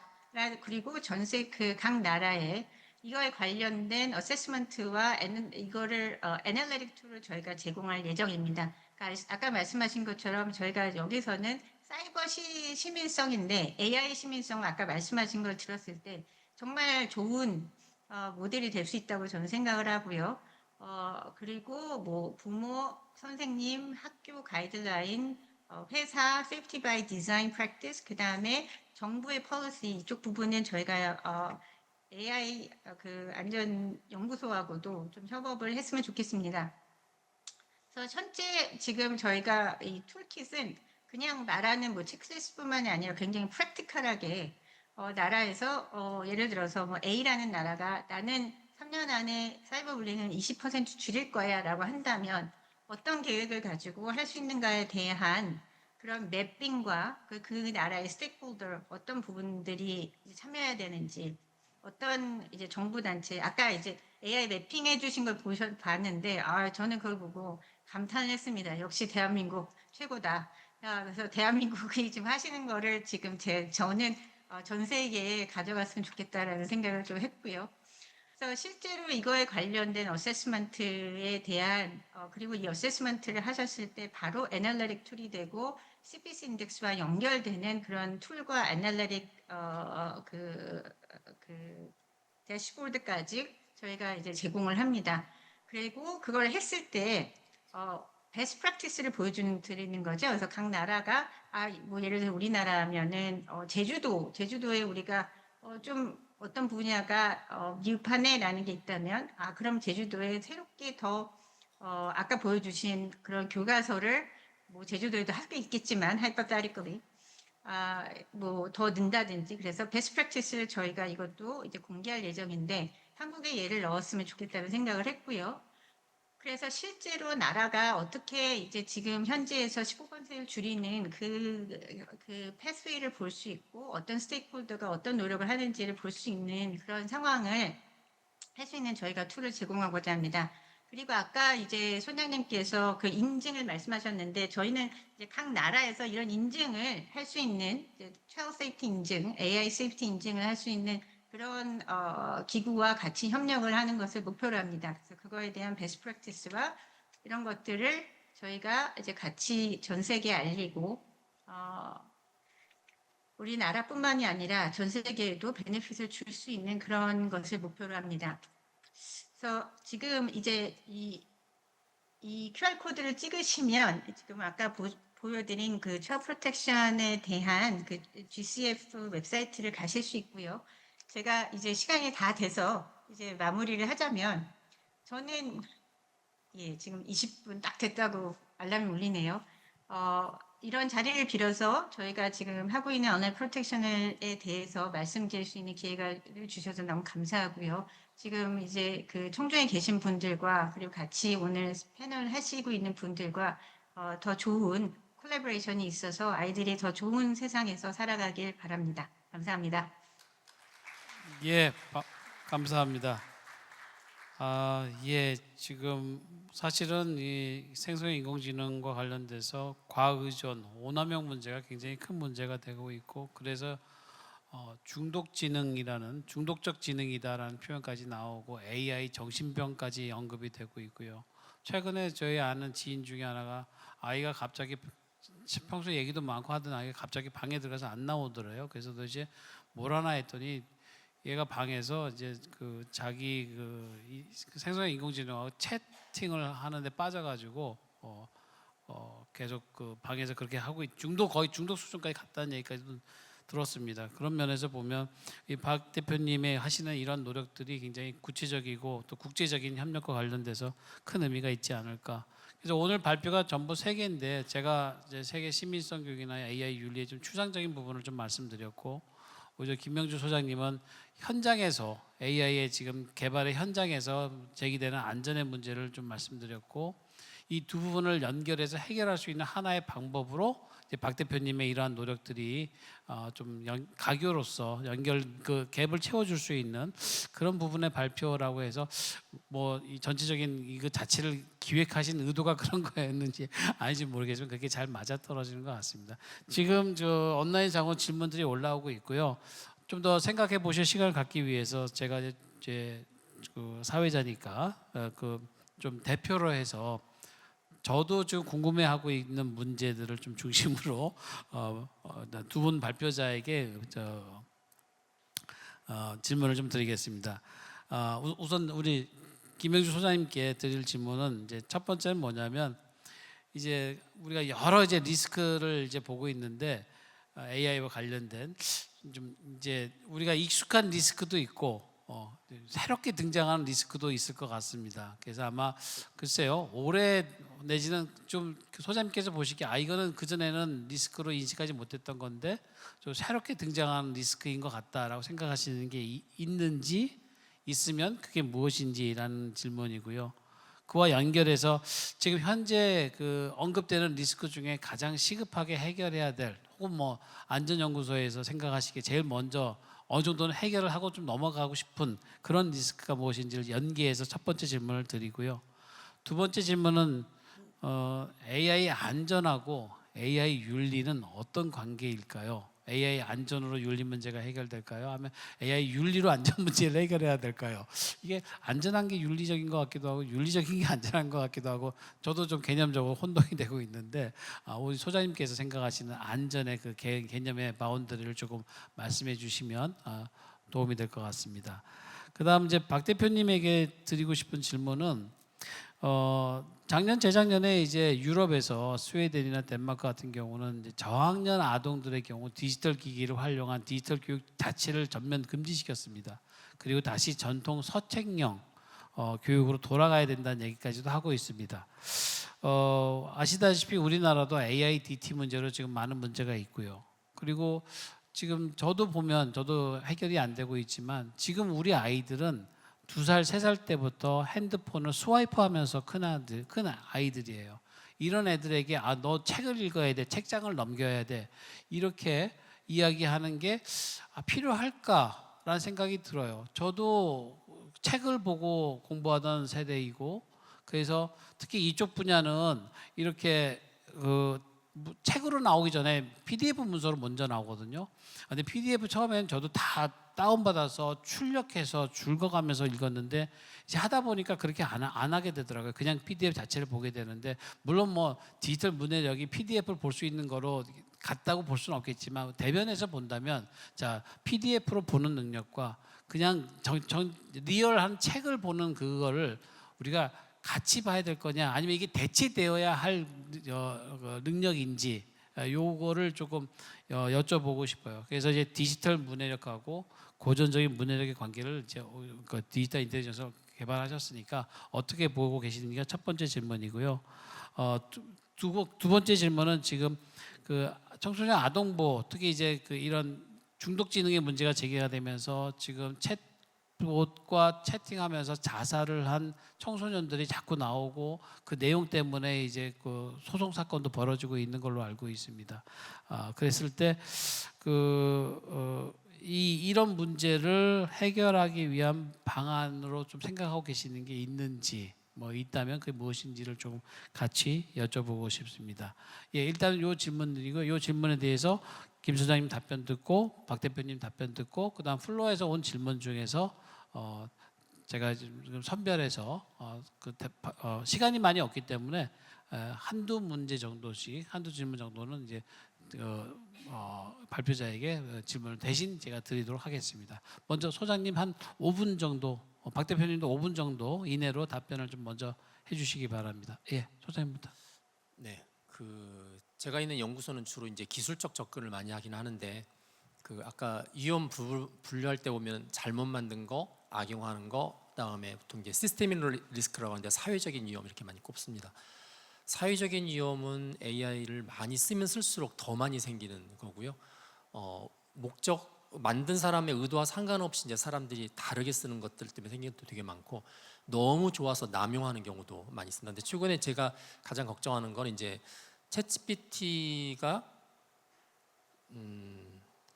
남편보다는 양관식이 낫고 양관식보다는 챗GPT가 낫다. 요새 챗GPT 1위 사용한 목적이 이제 상담입니다. 계속 매달려서 쓰고요. 그러다 보면 이제 중독에 걸리고 요즘은 이제 휴머노이드라고 그러죠. 사람 모양으로 만들어서 AI를 집어넣고 최근에는 우리나라 이제 성인돌에다가 AI를 집어넣는 게 들어오기 시작했습니다. 그러면서 어떤 일이 벌어지냐면 이제 결혼을 AI 휴머노이드하고 결혼하고 싶다. 뭐 실제 그렇게 한 나라들도 많이 있고요. 법적으로는 인정 안 하지만 결국은 이제 인간관계 대체 현상이죠. 그냥 챗GPT는 휴대폰 끄면 없어지지만 얘가 방 안에 계속 같이 있고 계속 말을 하고 뭐 나랑 늘 같이 다니고 이러다 보면은 그냥 사람처럼 느껴질 수밖에 없죠. 왜냐면 반려견도 이렇게 보면 사람처럼 느껴지잖아요. 움직이는 모든 것마다. 그래서 저는 이제 그거로 인해서 생기는 기존의 어떤 관계에 무너지는 것, 특히 가장 기본인 이제 가족 관계부터 시작해서 친구 관계가 무너지는 것들인데 그게 어떤 분들은 그냥 당연한 현상 아니야, 그걸 뭐 이상하게 위기로 봐 그러는데 저는 위기로 봅니다. 그건 다 개인 차이가 있기 때문에.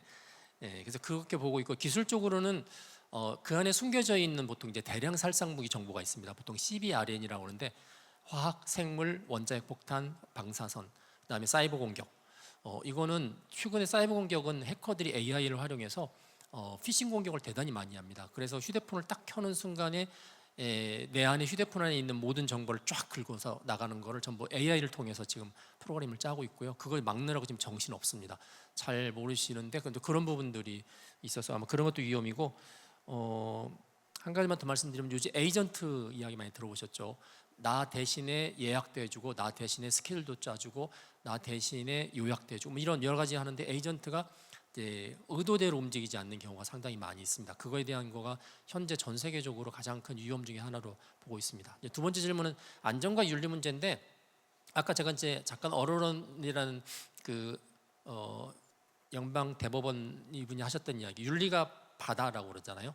그러니까 안전이라고 하는 거는 윤리가 잘 성숙돼서 결국은 어떤 목적, 그러니까 우리 사회가 안전한 상태가 된다고 하는 목적을 말하는 게 안전이고 윤리는 그거를 하기 위한 이제 큰 시작 지점으로 볼 수 있고 윤리만으로 잘 안 되는 것들은 어떤 나라는 이제 규제를 만들죠. 행정 규제, 법을 만들기도 하고 이제 그걸 통해서 어떤 게 이제 기술을 개발하죠. 윤리를 구현할 수 있는 기술을 개발하고 기술, 정책, 법을 통해서 목적지는 이제 안전이죠. AI를 통해서. 그렇게 구분하시면 될 것 같습니다. 그래서 안전의 반대말은 오히려 리스크고요. 그 리스크에 관해서 사람들이 시민 전체가 반응을 하는 게 윤리라는 생각을 합니다. 그래서 시작 지점은 윤리라서 말씀하신 것처럼 윤리가 잘 사회적으로 이루어지면 결국은 이제 저희처럼 안전연구소 열심히 할 때 100번 뛰어야 될 거를 사회가 성숙하면 50번만 뛰어도 괜찮은 거거든요. 흔히 말해서 법 없이도 사는 사회가 되면 사실 안전연구소 필요 없는데 이제 이게 안 되니까 이제 동작하는 거라서 아마 그렇게 구분할 수 있을 것 같습니다.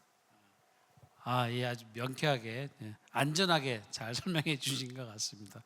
예, 그다음 이제 그 두 번째 우리 박 대표님 그 답변 부탁드리겠습니다. 예, 저는 김 소장님 말씀하신 걸 듣는 게 너무 좋아서 계속 듣게 들었으면 좋겠는데, 아까 말씀하신 것처럼 전통적인 문해력과 디지털 문해력을 말씀하셨는데, 저는 책을 읽는 행위에 대해서 한번 얘기를 해보고 싶어요. 책을 읽는다는 게 뭐 요즘 아이들뿐만이 아니라 이제 어른들도 이제 디지털에 익숙해지신 분들은 예전에 뭐 100페이지, 200페이지 책을 읽던 게 굉장히 당연했던 것이 이제는 막 10페이지만 읽어도 힘들거든요. 왜 그런가를 생각을 해보면 책을 읽는 행위는 굉장한 노동을 필요로 합니다. 그러니까 글자를 읽고 그게 시각에 들어와서 머리를 가지고 그것을 자기가 머리에서 마치 무비를 만들듯이 그 상황을 이해해야 되는 거죠. 그래야지 자신의 것이 됩니다. 그래서 이것은 그러니까 영어로 얘기를 할 때 pay attention이라고 하잖아요. 그러니까 attention을 지불해야지만 사실 자신의 것이 되는 행위가 독서입니다. 그래서 독서가 왜 중요한가 하면은 사실은 진짜 사고력과 비판적 사고와 창의적 사고와 모든 것을 하기 위한 어떻게 보면 근육을 키우는 거죠. 저희가 헬스클럽에 가서 돈을 내고 시간을 들여서 근육을 키우는 것처럼 독서라는 것은 사실은 생각의 근육을 키우는 그런 일입니다. 근데 사람들이 왜 영화를 보거나 그 쇼트 같은 걸 볼 때 그냥 아무 생각 없이 이렇게 흘러가잖아요. 그냥 그 이유를 생각을 해보시면 페이 어텐션을 할 필요가 없어요. 돈을 지불할 필요가 없다는 거죠. 그러니까 어느 순간 보면 어떻게 보면 육체적인 노동으로 생각을 한다면 굉장히 헬스클럽 가서 열심히 일하던 사람이 매일매일 잠만 잔다고 생각을 해보세요. 굉장히 편하죠. 그렇지만 그 근육은 어떻게 되겠습니까?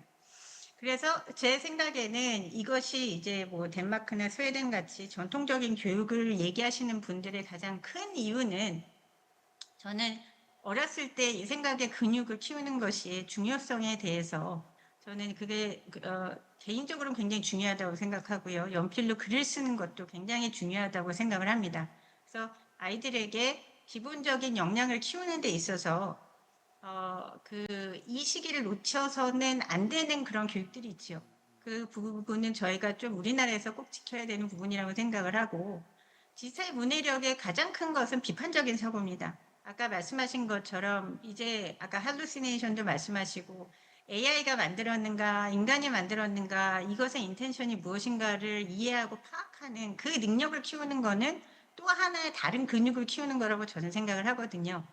그래서 두 가지가 저는 같이 병행이 돼야 된다고 생각하고요. 단순히 이게 AI를 사용한 교육이냐 아니냐가 아니라 좀 밸런스 있는 21세기 교육이 저는 지금 필요하다고 저는 생각을 합니다.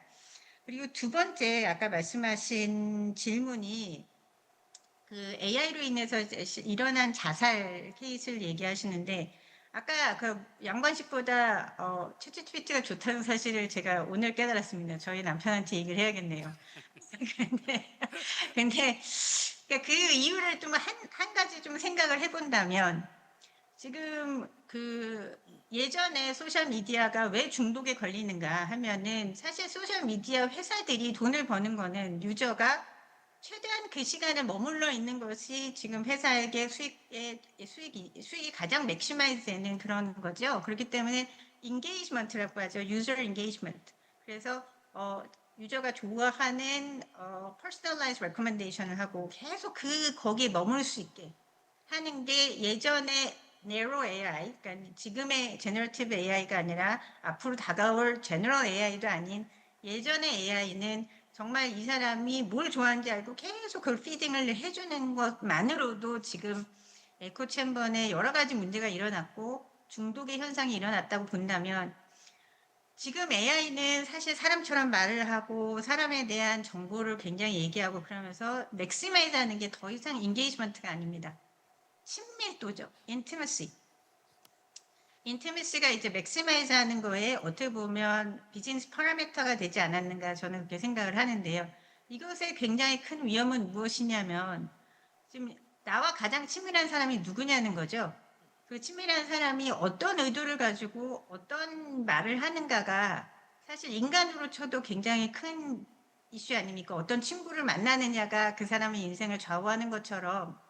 근데 그 친구가 어떤 회사에서 어떤 특정한 목적을 가지고 이윤을 극대화하기 위해서 이 사람에 대해서 계속 좋은 말을 해주고 우리 가족과 이 소사이티의 그런 밸류와 가치관과 상관없는 것들이 가득한 그런 사람이 아니 어떤 존재가 내 아이의 침실에 있다. 24시간 있고 있다라는 거는 굉장히 큰 위험입니다. 그래서 지금 실제로 그 제살 케이스 두 가지만 얘기를 한다면 하나는 이제 14세인가요? 16세인가요? 그 소녀는 아이와 사랑에 빠졌죠. 그 사랑에 빠져서 그 AI한테 나는 너와 평생 같이 하고 싶다. 그랬더니 AI가 그러려면 죽어라 이렇게 해서 죽은 케이스고요.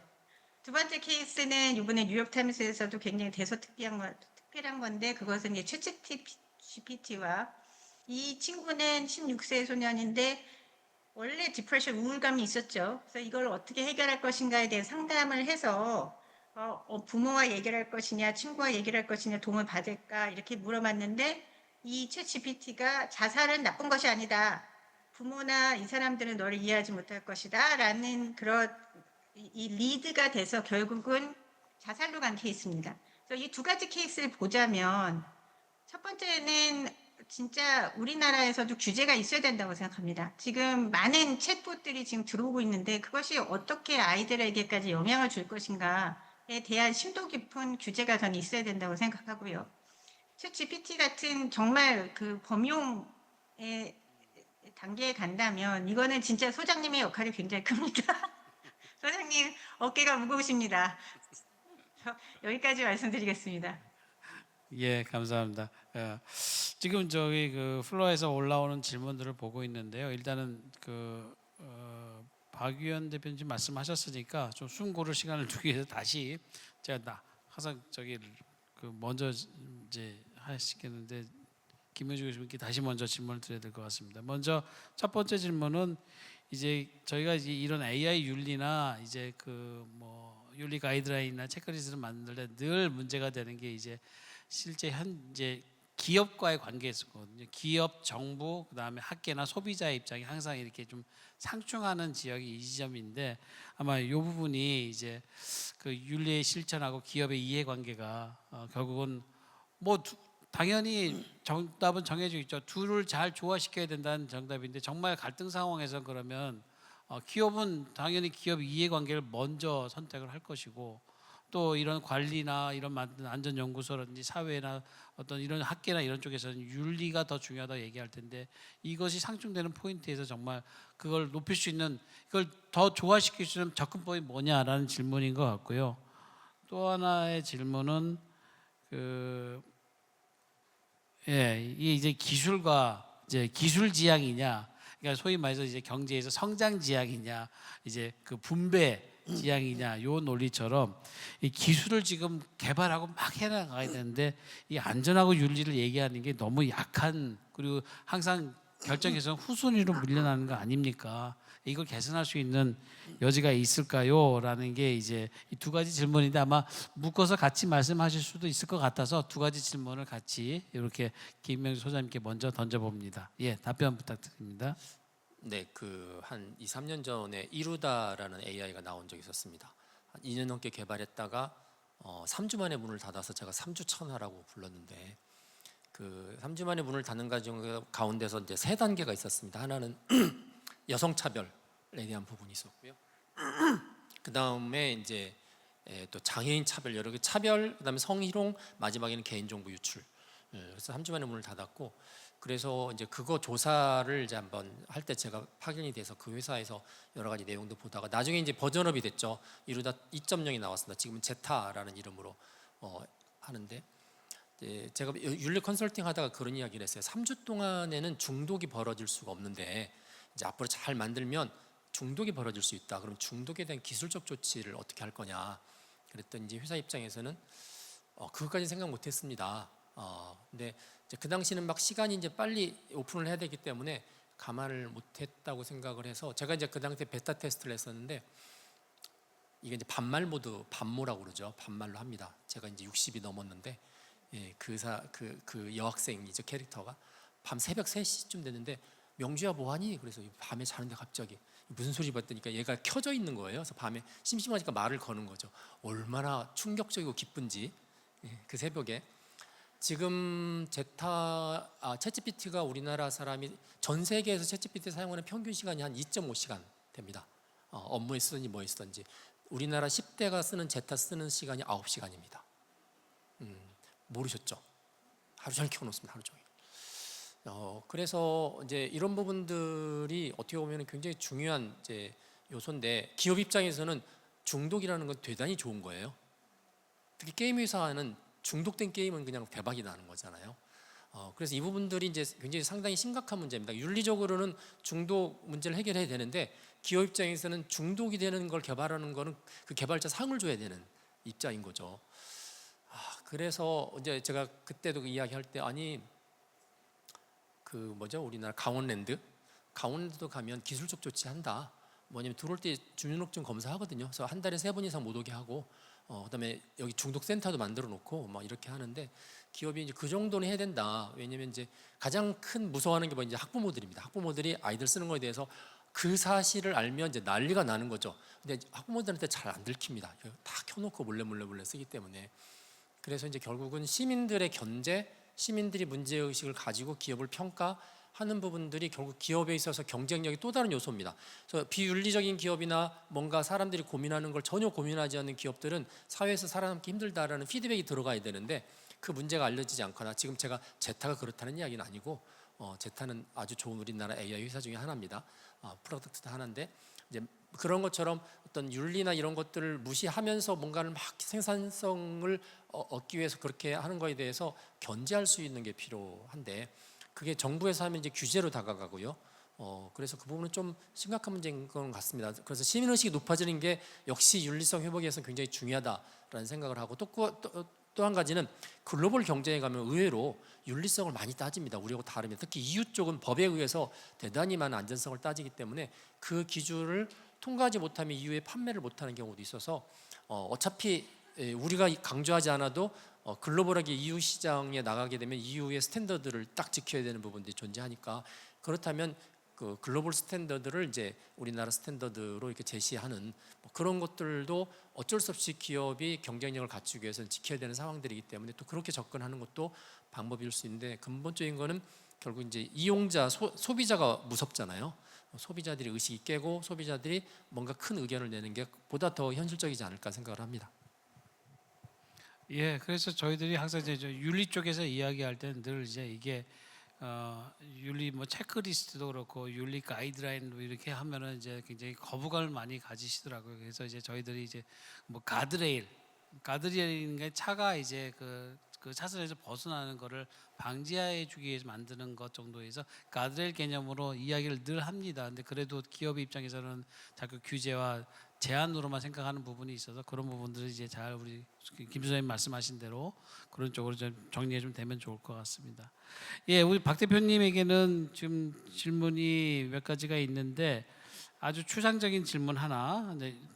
지금 아마 이제 이 DQ를 지금 이제 그 CPC 프로그램이라든지 청소년 이런 그 안전에 대해서 굉장히 많은 활동하고 계시는데 분명히 요 다음 단계에 뭔가 목표 지향점이 있으실 것 같아요.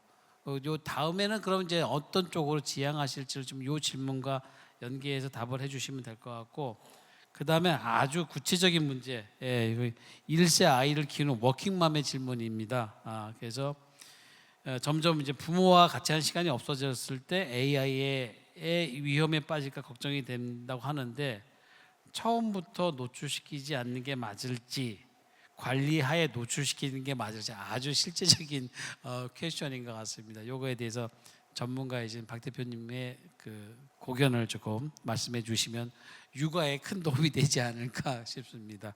예, 답변해 주시죠. 예, 두 번째 질문이 부터 말씀을 드리면 1세 어머니라고 하면 안 보여주셔야죠. 예. 지금 원래 이제 그 미국 그 피디아트리션 어소시에이션에서 예전 이제 디지털만 해도 디지털 기기를 2세 이전에는 아예 보여주지 말아라가 원래 가이드라인이었어요. 그리고 그 이후에도 이제 그 토들러죠. 그 유치원 가기 전, 그다음 유치원 갈 때까지는 2시간 정도가 익스포저로 저희가 이제 원래 가이드라인이 나왔었는데 이제 너무 이게 스트레스를 주는 거예요, 부모들한테. 지금 부모들은 바쁘고 힘들고 핸드폰이 내니처럼 하는 게 사실은 막 현실이니까 너무 스트레스를 준다. 그래서 그 가이드라인을 폐지한 걸로 알고 있습니다. 그렇지만 그것이 헬스 이펙트에 무관해서 한 것이 아니라는 것을 좀 말씀을 드리고 싶고요. 아까 말씀드린 것처럼 AI는 아직까지 발전되고 있는 그 테크놀로지고 그리고 지금 이제 영유아 시기에 가장 중요한 건 아까 말씀하신 것처럼 휴먼 커넥션, 인간관계입니다. 그래서 아이들이 인간관계를 잘 맺을 수 있는 아이가 이제 앞으로 대성할 겁니다. 왜냐하면 그런 사람이 많지 않거든요. 뭐든지 레어한 퀄리티가 돈을 많이 벌 수 있는 최고의 방법입니다. 그래서 나중에 아이가 성공하시길 원하시면 모든 부모님께서는 지금 디지털 기기를 꺼시는 것을 저는 추천드립니다. 그리고 이제 두 번째 이제 그 질문은 제 개인적인 이야기인지 DQ에 대한 얘기인지를 잘 모르겠지만 저희 DQ 같은 경우에는 지금 그 Power by DQ 그래서 제 로고가 여기 Power by DQ 이제인가요? 예, 있지만 저희는 지금 현재 전 세계에 디지털 교육과 디지털 윤리에 관련된 일들을 아까 이제 그 소장님께서 어둠 속에서 일을 해야 한다라고 말씀하셨는데 저희도 같은 마음으로 지금 이제 일선에서 일하시는 분들을 이제 최대한 돕는 그런 역할을 하는 것이 저희의 숙명이라고 생각하고 스탠다드라는 것은 사실은 아무 의미가 없습니다. 로컬에서 정말 로컬의 사업자들 그리고 로컬의 이용자들이 실제로 자신에게 맞는 그런 프로그램과 이니셔티브가 그리고 사업성이 있는 이런 것들이 일어나지 않는다면 저희에게는 저는 그거는 옳지 않다고 생각하기 때문에 저희가 이제 DQ 연구소에서 지향하는 방향성은 실제로 그라스루트부터 이제 정부까지 그럼 기업까지 디지털 역량, AI 역량, AI 윤리에 관련된 일들을 자신에 맞는 로컬에 맞는 것들을 개발하는 것들을 이제 지원하고 돕는 사업을 하고 있습니다. 그래서 앞으로 그 일이 점점 많아질 것 같아서 다음을 생각하기에는 아직은 그 일이 굉장히 많이 남아 있습니다. 예. 예, 아주 구체적인 육아 지침과 예, 지금 하실 일이 굉장히 많으시다는 말씀을 답변을 들었습니다. 예, 시간이 지금 거의 다 되긴 했는데 저한테 들어온 질문들 중에서도 이제 이 질문이 조금 눈에 띄어서 좀 올려드렸습니다. AI 윤리를 얘기하는데 보편적인 윤리 기준, 보편적인 윤리가 있냐, 나라마다 문화마다 다르지 않냐, 근데 어떻게 할 거냐. 예, 아마 이거에 대한 적절한 답변 중에 예시가 될 수 있는 게 이제 자율주행차 윤리 그 코딩 프로그램을 결정할 때 주행 결정을 하는 코딩을 할 때 어떻게 결정을 해야 되는지의 결정을 테크니션들이 혹은 개발자들이 결정할 수가 없어요. 그러면 그래서 이제 나온 게 이제 모랄 컴퍼스라는 실험입니다. 그러니까 우리가 잘 알고 있는 터널 딜레마나 트롤리 딜레마와 같은 그런 이제 딜레마 페어들을 놓고요. 이를테면 뭐 아이와 어른, 뭐 남자와 여자, 뭐 승려와 일반인, 경찰과 범죄자, 뭐 등등 이렇게 여러 가지 이제 쌍을 놓고 이 중에서 지금 운전을 하고 있는데 어느 한쪽을 칠 수밖에 없다. 그럼 당신은 어느 쪽을 결정하겠느냐? 이거를 전 세계를 5개의 문화권으로 나눠서 폴링을 해가지고 그걸 검색 결과를 가져온 거예요. 그랬을 때 대체적으로 이제 보편적인 기준들에 의거한 경우도 있고 문화권마다 선택에 좀 차별을 보이는 부분들이 있어요. 그랬을 때 아마 기본적으로 이제 자율주행차를 만들 때 기본적인 어떤 그 윤리적인 세팅은 디폴트로 깔려 있지만 문화권마다 조금 그거에 대한 튜닝이 필요한 거다라는 게 아마 방향성인 것 같아요. AI 윤리도 마찬가지라고 생각이 돼요. 보편적인 도덕적 기준이나 윤리적인 기준에 맞춰서 설정이 되지만 문화권마다 분명히 다른 차이가 있을 거고 그런 부분들을 그 나라나 그 문화권에서 튜닝을 조금씩 하면서 하는 게 낫지 않을까. 그러니까 예를 들어서 우리가 인사를 할 때 그 다 다양한 방식으로 인사하잖아요.